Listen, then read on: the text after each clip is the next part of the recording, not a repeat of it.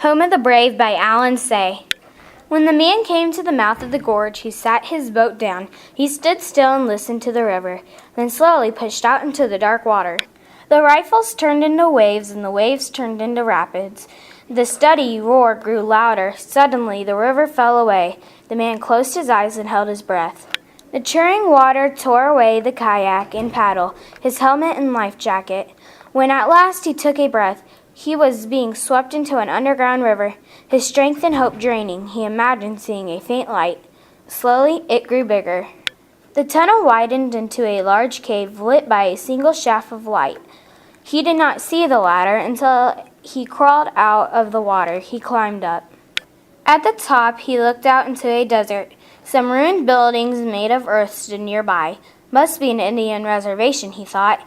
Two dark figures crouched against an oak wall caught his eye. He walked towards them.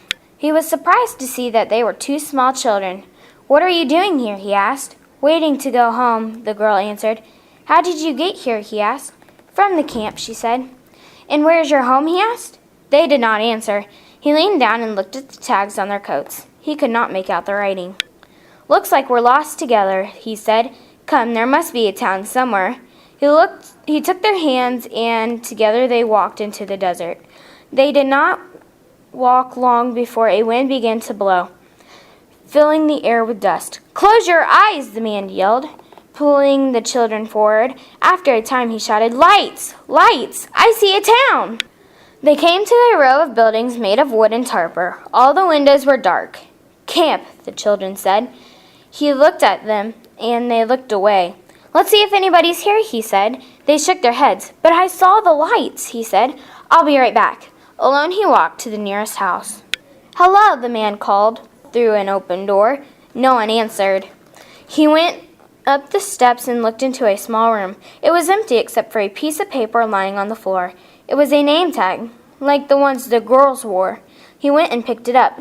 "No!" he cried. The tag had his name on it. He stood still as if sickened. Then a sound startled him. He rushed outside. A group of children stood before him like one large body with many eyes.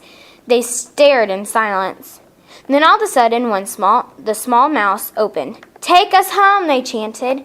"Get back inside," a tremendous voice boomed. Everyone turned. Behind them, two watchtowers loomed in the darkening sky. "Get back inside," the loudspeakers bellowed again. The children started to run. Like swords, two beams of light slashed at the children. "Turn them off! Turn them off!" he shouted at the watchtowers.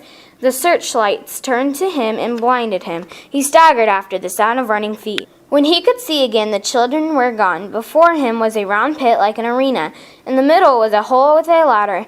A single name tag lay nearby. It had a girl's name on it, the same as his mother's. And now he remembered he had been named after his mother's father. As he put the tag with the other in his pocket, he thought he heard voices of children inside the hole. He climbed down. At the bottom was complete darkness. "Where are you?" he called. Only echoes of his own voice answered. A great weariness came over him. He lay down and fell asleep. Whispering voices woke him. He was lying by the side of a river. A group of children were standing by a boat on the bank. With a start, he realized that it was his kayak. "You don't have to run," he said. They turned and stared. They were not the same children. "Where am I?" he said.